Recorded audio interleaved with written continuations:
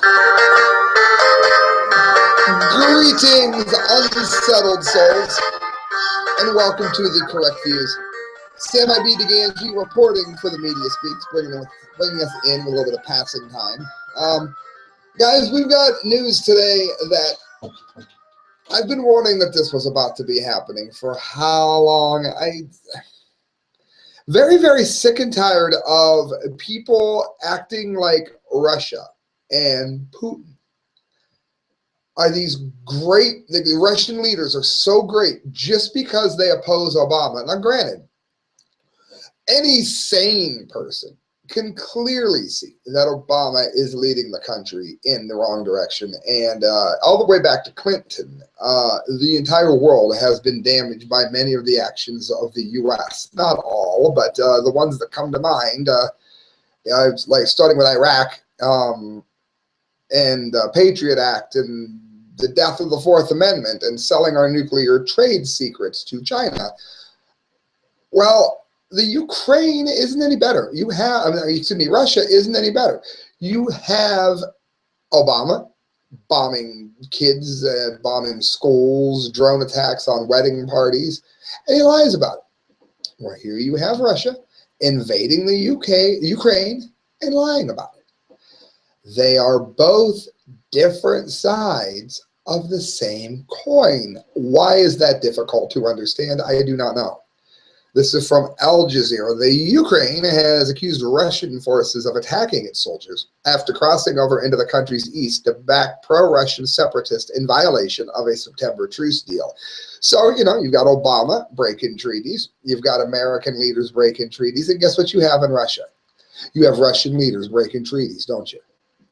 It said the allegations, met with initial silence by Moscow, could add further tensions to heated talks in Germany's capital, Berlin, on Wednesday, aimed at curbing a spike in fighting that has already killed 4,800 people and driven 1 million from their homes.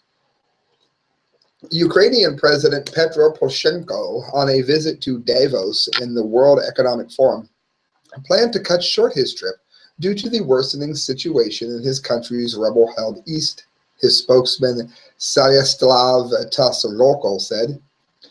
In violation of all prior agreements, Ukrainian military units were attacked in the north of the war zone by regular units of the Russian armed forces. Ukrainian spokesman Andriy Yashchenko told a press conference in Kyiv, which is Ukraine's capital. Now, again, I'm not saying everything that the Ukraine does is wonderful either. They want to bring conscription back. But the fact that they are and they could be drafting up to the age of 60, mind you, the fact that they are looking to draft people would be a pretty good insinuation here that it's not a false flag, but they didn't do it to themselves. The claim came only hours after Moscow called absolute nonsense an allegation by Kyiv that about 700 new Russian soldiers had crossed over into eastern Ukraine to help the rebels' latest advance on government troops. Yeah, because it's so easy to fake it. They filmed them coming in. Blasts of incoming and outgoing artillery echoed all night across the rebels' main stronghold on Donetsk, a once bustling industrial hub that now faces one of Europe's worst humanitarian and diplomatic crises since the Cold War. Ivan Prikodko, a member of the separatist administration of Donetsk, said that 2 civilians were killed and 8 were seriously wounded when a shell hit a bus stop at the northeastern edge of town. Sounds to me like Obama bombing other countries with drones, doesn't it? Killing civilians. Here we go, bam, 2 civilians killed, 8 seriously injured, just like Obama. Quit giving me this BS about Putin being some kind of savior going to make me throw up on camera. The bus stop itself and the store nearby have been leveled, it says. 2 top Western diplomats in Kyiv said they believed the pro-Russian rebels had made significant progress on the ground in recent days. One of them added on condition of anonymity that the gunmen appear to be trying to undermine European peace efforts in order to win more ground before the final partition agreement is reached. In other words, snag up some more land, lie about how much you had.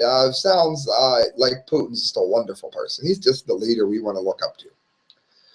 The flare-up coincided, it says, with the warring sides' attempt to establish a demarcation line between their armies that would define the confines of rebel-controlled lands. So basically what you've got is Russia, Putin, invading a sovereign nation, just like every other crappy world leader that we talk about all the time. So please, please, I'm begging you, can we stop with the Russia worship? Can we do that?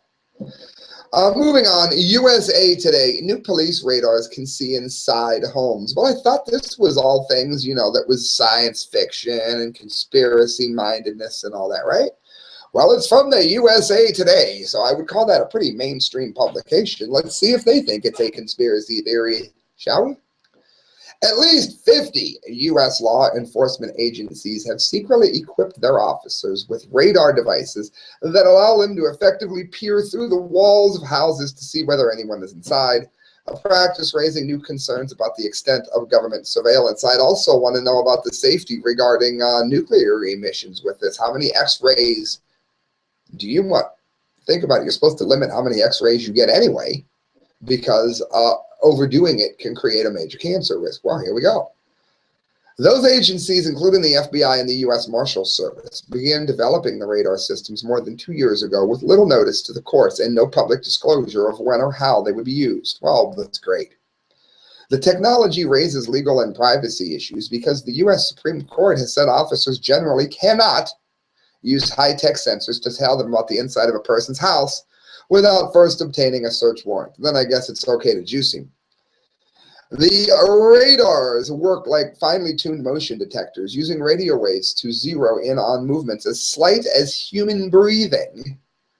From a distance of more than 50 feet, they can detect whether someone is inside the house and where and whether they are moving. Current and former federal officials say the information is critical for keeping officers safe. On keeping officers safe if they need to storm buildings to rescue hostages. Yeah, it's always for the children. It's always for the hostages. But yet they're going to use it to pick up Joe Blow for selling weed out of his bedroom. Privacy, that's how the Patriot Act was used. So don't tell me it can't happen.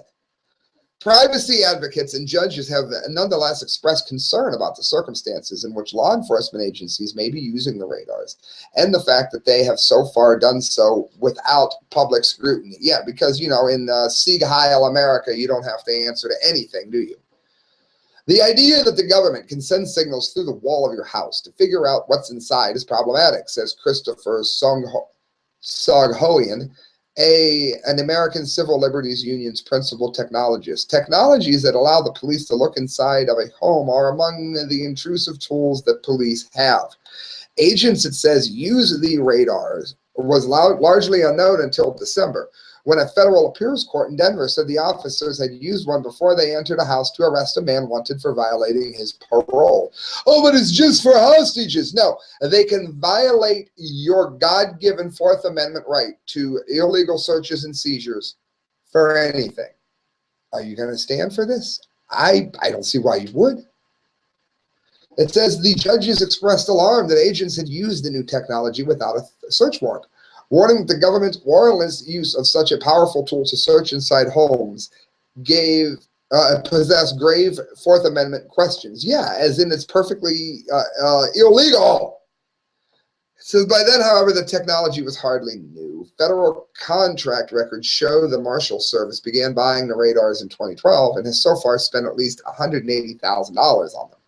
That's your taxpayer. That's your money, Mr. Taxpayer, Mrs. Taxpayer, going to violate your own rights. Justice Department spokesman Patrick Rudenbush said officers are reviewing the court's decision. He said the Marshal Service routinely pursues and arrests violent offenders based on pre-established probable cause and arrest warrants for serious crimes. Friends, this is another gross, vastly gross overreach. It says the radars were first designed for use in Iraq and Afghanistan. They represent the latest example of battlefield technology, finding its way home to civilian policing and bringing complex legal questions with it. It goes on that these concerns are especially thorny when it comes to technology that lets the police determine what's happening inside someone's home. That's because it should be illegal for them to do so. The Supreme Court, I might add, ruled in 2001 that the Constitution generally bars police from scanning outside of a house with a thermal camera unless they have a warrant, and specifically noted that the rule would apply to radar-based systems that were then being developed. So basically, the cops knew that they weren't allowed to do it, and they went ahead and did it anyway. How do you stop this? You stop this by finding out if you're one of the cities that it is in. Very little research here. Finding out if it's your city, going to city council meetings and having a fit about it. It has to do with being angry enough that you won't put up with it anymore. Steve Watson, Infowars.com. Government takes custody of a teen girl and forces her to go through chemotherapy. This has to be the most disgusting story I have of the day. It is up to this girl to decide for herself what treatment she wants. And it is up to her parents to bring something up if they don't want her doing it the way she's doing it since she's under 18. I would say no matter how old she is, as long as you are old enough to grasp the full complexities of what it is that you're doing, that you should be allowed to do it. The Child Protective Services here and the government itself, don't you realize, please listen to me, don't you realize that the Romans would take children, conscript them, indoctrinate them, do whatever they needed to do? Look up the Hitler Youth. An entire generation of Germans were brought up to think that the Bible was based in Germanic lands. The government forces people now to, you get a DUI, they can force you, even though you weren't drunk, even though you were a threat to no one, they can force you into medical counseling. They do it all the time. They shouldn't have a right. What right does the government have to say what medical necessities you have? If you've incurred a fine, you pay your fine. They have no right to put you into anything. Well, now they have the right to force you to take chemotherapy, which, depending on the kind of cancer you have, may lead to your death. I know very few people that have gone through chemotherapy and lived through cancer. It says a 17-year-old girl in Hartford, Connecticut was forced to have chemotherapy against her will and was taken away from her parents by government agents after they supported her decision to pursue natural remedies to treat her cancer diagnosis. Granted, a lot of times it works, sometimes it doesn't work. It didn't work for Steve Jobs. But the point is, it wasn't up to them. So, I mean, well, what would I say to somebody watching this who's 17 and in this position? Don't stay at your house. Hodgkin's lymphoma sufferer Cassandra Fortin refused to undergo chemotherapy treatment for the disease, and her family respected her decision. This prompted doctors from the Connecticut Children's Medical Center to report the case to the Connecticut Department of Child Welfare and Families, which are Nazis, alleging that the parents were neglecting their daughter's medical needs. No. She decides what she wants to put into her body, you bastards. It's not up to you. You get out of the house, you get out of their life. And if she decides that she wants to take Swiss cheese as her treatment, that is her decision. That is her decision. It is not your decision. It says, according to Cassandra's mother, the pressure from the government agents caused her daughter to flee home for fear that she would be made to undergo the treatment, which involves flooding the body with chemical substances. So she did try to get out, including Big Pharma developed anti-cancer drugs in order to cure rapidly dividing cells. CCMC reported to DCF that I was not giving medical attention to my daughter, Cassandra's mother, Jackie Fortin, told local newspapers, adding that she has always, even years ago, said that if she was diagnosed with cancer, she would not put poison into her body, nor should she have to. Kevin Blanche is somebody that has beat cancer with chemotherapy. I bet you he would say the same thing. He wants the right not to do it. I bet you he does. I can't speak for the man, but I'll guess. This is sickening. It says the government agents reportedly tracked and apprehended Cassandra, then handing her over to doctors. The family claims that their daughter attempted to fight off the doctors, who literally strapped her down to a table and forced treatment on her. How is anybody listening to my voice not livid? I don't even know this girl, and I'm so angry that if I don't make myself talk, in a very polite, calm voice, then all I'm going to do is scream into the camera. This is every reason that I do this freaking show.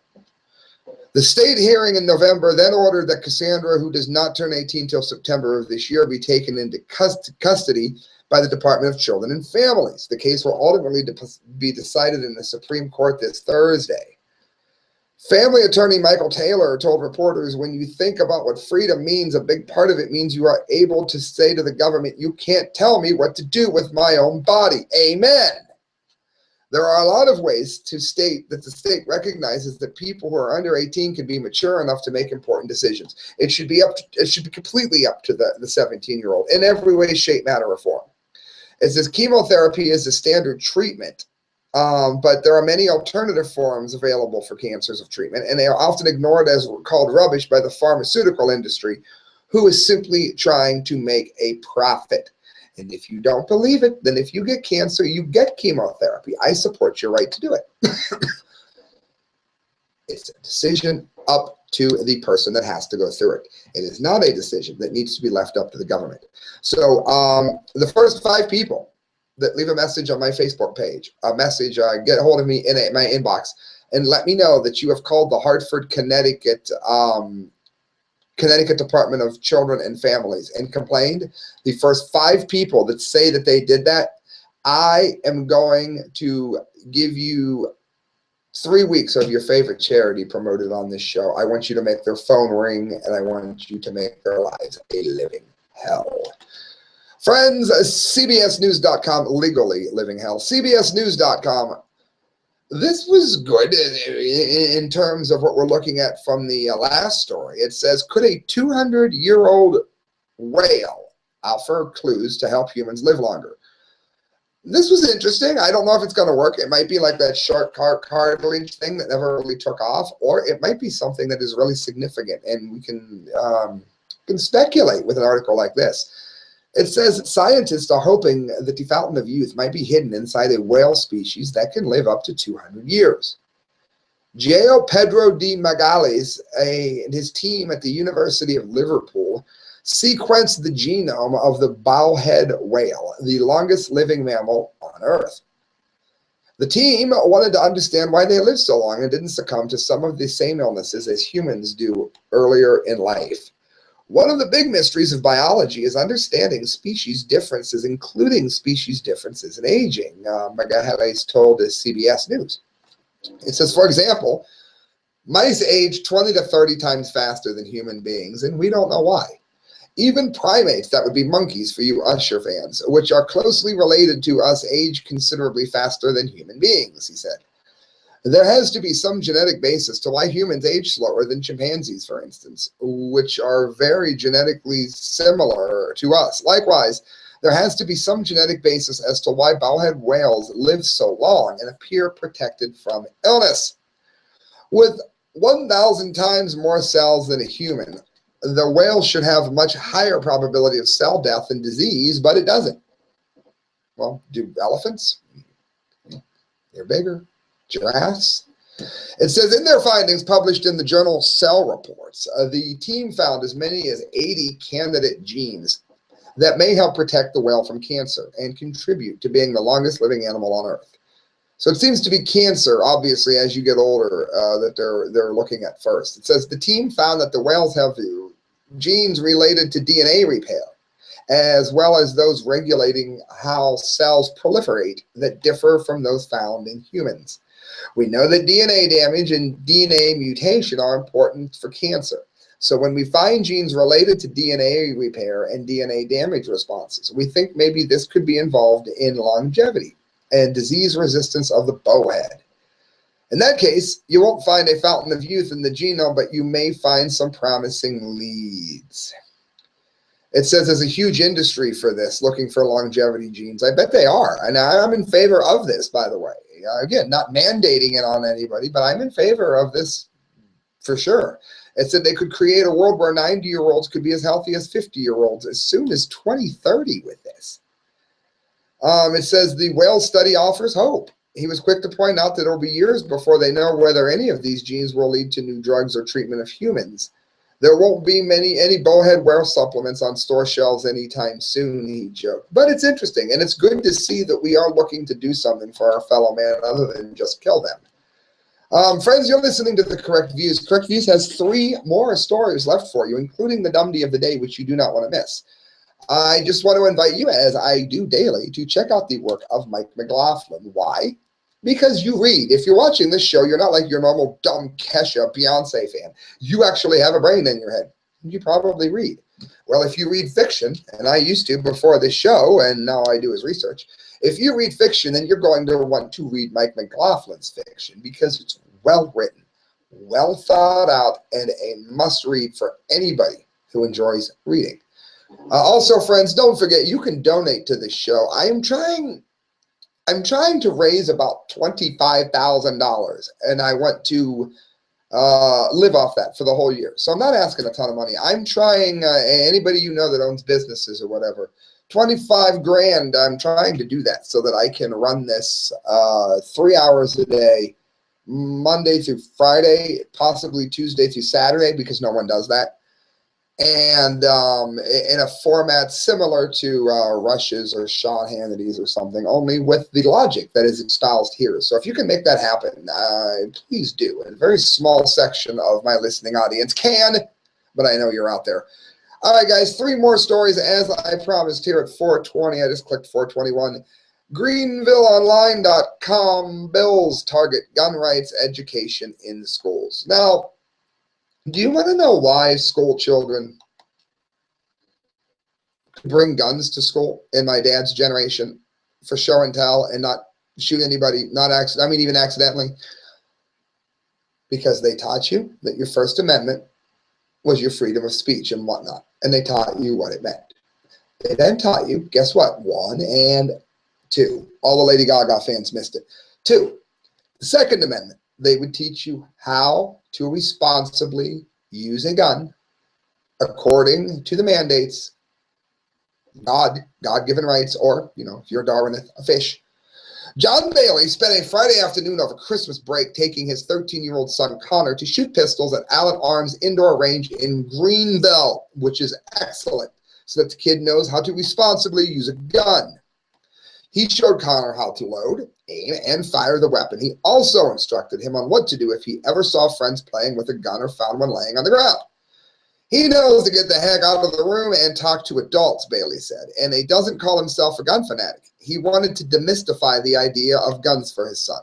Again, I am adamantly against gangster rap. Why? Because it takes no talent to do it. The beats could be made by a first-time beat maker, and the lyrics are normally very, very, very predictable. Guess what? I'm not in favor of banning it. Listen to all the gangster rap you want. Somebody in your life needs to step up and tell you what real is and what real isn't. It's that simple. When I was growing up, it was Judas Priest and Ozzy Osbourne that were going to make me this terrible person, and I was going to drink bat's blood or something. A number of bats I've ever eaten that I know of, 0. Again, why? Because I was raised in a way that they taught, my parents fortunately taught me fact from fiction. It says he does think children should have knowledge of gun safety. Who instructs children on the gun rights and safety has traditionally been left out of the state school systems. But bills pre-filed in both chambers of the South Carolina legislature would bring gun rights squarely into focus in the classroom. Who do you want teaching about guns? Who? What, you want the gangster rappers to do it, right? Or you want the cool show on TV to do it, right? Don't you think that's kind of dumb? And again, this isn't so much like sex education, because in this instance, a lot of parents don't know how to teach their children gun rights. What would I say? What is the correct view here? The correct view would be to have the children test on knowledge of guns. And if the parent has already taught them, then they don't need to take the class, but they should have to test out of it, in my opinion. Why? Because you should be fluently knowledgeable in matters that have to do with the Constitution. In order to graduate, I know, I'm a crazy person. Bill of Rights, I guess you'd say. Schools are the right place to instruct students about firearms, but instead it could be up for debate. Unfortunately, zero-tolerance policies regarding guns at South Carolina schools has led to a backlash against citizens' gun rights. and a lack of knowledge on how to safely use firearms. A Republican state legislator said as they prepared to open a new session in state legislature. State social studies standards that instruct teachers to explain how the Constitution and Bill of Rights helps protect limited government. Schools don't go far enough to explain gun rights, he said. One bill, pre-filed in the State House, would create a Second Amendment Awareness Day. It would be held on December 15th each year in state schools, complete with a poster or essay contest centered on the theme, the right to bear arms. One American right protecting all others, which is exactly what it is.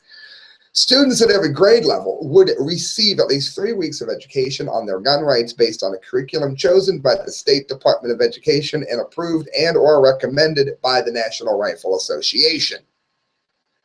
By avoiding the Second Amendment speech in schools, Alan Clemens wrote, we're giving the short shrift to one amendment that protects all rights. And again, if they're not taught how to, students aren't taught how to properly respect and use guns, then they're going to go ahead and use them irresponsibly when they finally do get their hands on one. Imagine an 18-year-old driving a car without any knowledge. He turns 18, he goes out, and he gets in that car. Now, I guess it'd be 16. Off he goes. Was that a good idea? Do you think that's a good? Then why would you do it with a gun? It says in this case, it squelched the student's First Amendment rights responding to an assignment when he wasn't even allowed to talk about guns in the school. Wasn't even allowed to talk about it. It was a 16-year-old whose locker was searched after he wrote a fictional essay that mentioned purchasing a gun to kill his neighbor's pet dinosaur. So, friends, if that's the kind of education we have now, maybe we should bring the responsible adults into the classroom and teach children how to properly use guns. I am in favor of that.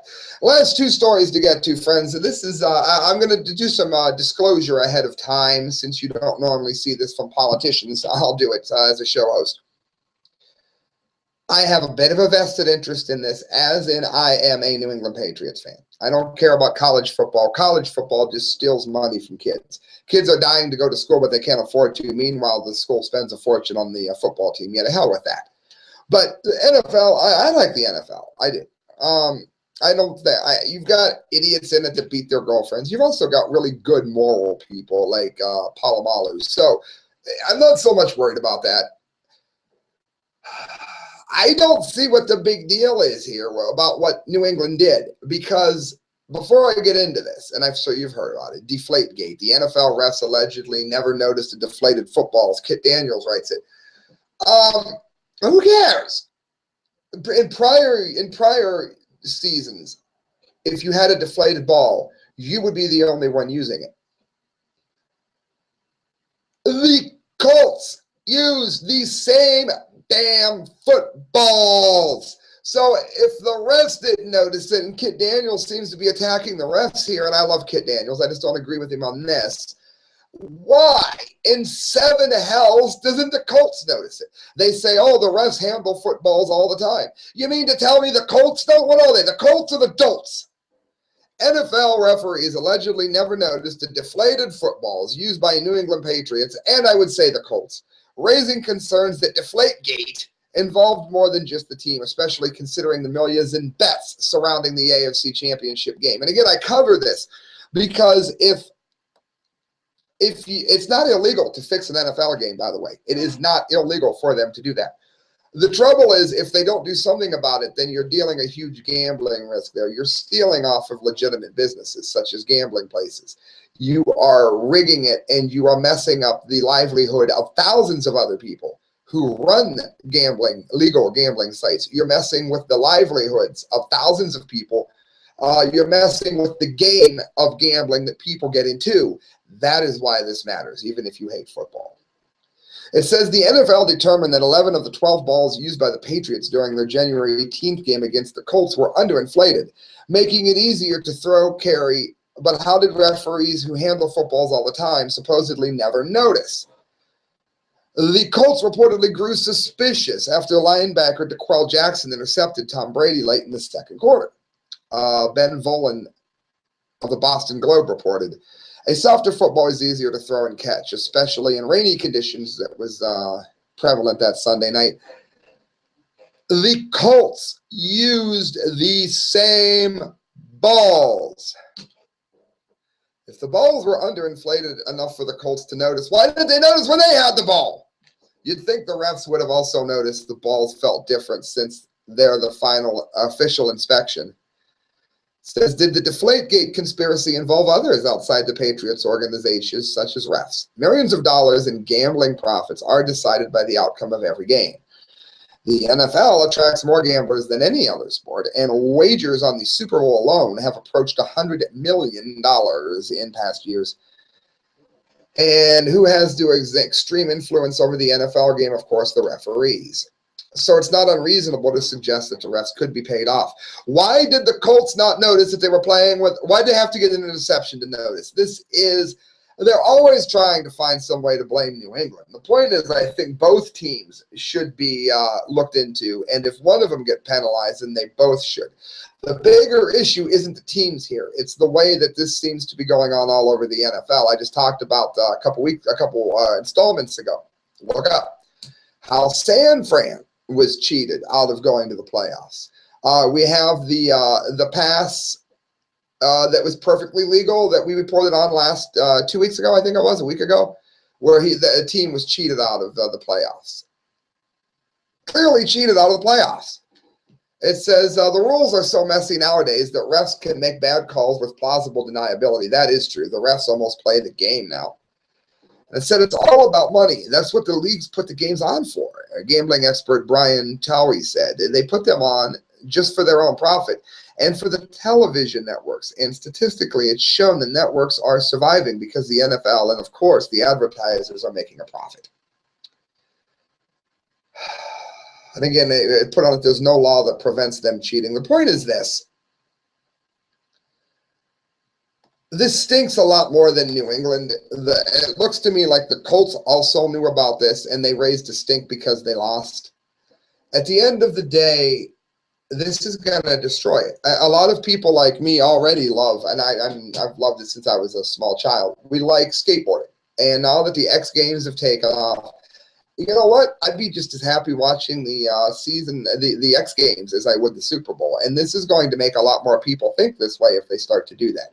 Although it might not be the X Games. It'll be soccer, which is growing in this country. It'll be something else. But that's why it will be that, because of the cheating that we're finding here in the NFL.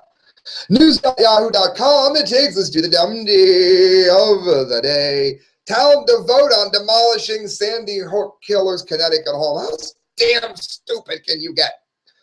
This is a $500,000 house.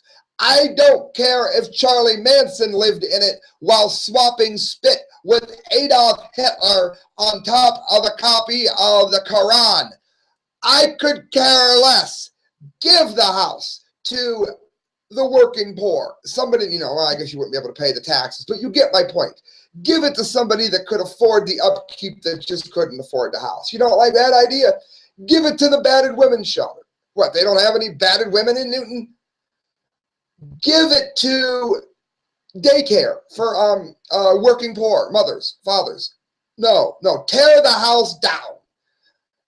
I am so sick of this. My brother can tell you loads about this. He bought a demolition house, and all they wanted to do was tear it down, tear it down. He's now living in it, and it is looking better every day. They want to tear down Guantanamo Bay. Like, we don't need any place to put prisoners. Now, we should be doing it legally. But why should we tear down Guantanamo to build another place? You should change the rules at Guantanamo. This is so damn stupid. Civic officials will vote on Wednesday whether to demolish the Connecticut home of the 20-year-old man who killed 26 children and staff at Sandy Hook Elementary School in 2012 in one of the deadliest school shootings in history. Adam Lanza shot and killed his mother, Nancy Lanza, on December 14th, 2012. At the white colonial-style house shortly before driving to the school to continue the shooting spree, which ended in him killing himself. The best thing we can do to honor the families is demolish the house. Bullshit. Why don't you sell it and give the money to the family members? How about that? Patricia Lordra, Newton's most senior elected official, said in a telephone interview, she's a damned idiot. Call Patricia Lordra and let her know that we have people that can put that house to good use and that she just won the DUMBDEE of the day. Lordra said the Newton Board of Selectmen, the administrative body that she leads, had unanimously approved a recommendation to demolish the house because, you know, she's got a house, so why should she bother to give anything back to the community? The house, appraised at $523,000, was given to the town at no cost by Hudson Savings Bank in December, which acquired it a few months earlier after Nancy's and her son's death. So let me ask you something. They had sold it, Ryan Lanza. You give something to the government, and what do? They destroy it. They tear it down. That's why it's better off in the hands of the people. I guarantee there's a lot of people without a house that aren't worried about the memory of the past. They're more worried about where they're going to live tonight. Lodra also said she will urge the town to place a limitation on the deed so that any economic benefit for the future sale of development of the 2.1-acre property be used to benefit the families of the victims. Oh, shut the hell up, you moron. It says the short-term plan would be to leave the plot as an open space. But in 20, 30, 40 years, town leaders may not feel the same. We want to make sure the victims' families are protected if the land is ever sold. That is the dumbest damn thing I have ever heard. Friends, you're listening to The Correct Views. Sam I.B. DeGangi giving you those correct views and showing you where the waste is, asking you to contact the people that I'm telling you are doing these stupid things so that you can get them to stop. Things like demolishing a $523,000 house because an idiot owned it. Please donate to the show at thecorrectviews@hotmail.com and go to mediaspeaks.com. Look up the work of Kyle, Court, D. Lake, and myself. Good night, friends. God bless.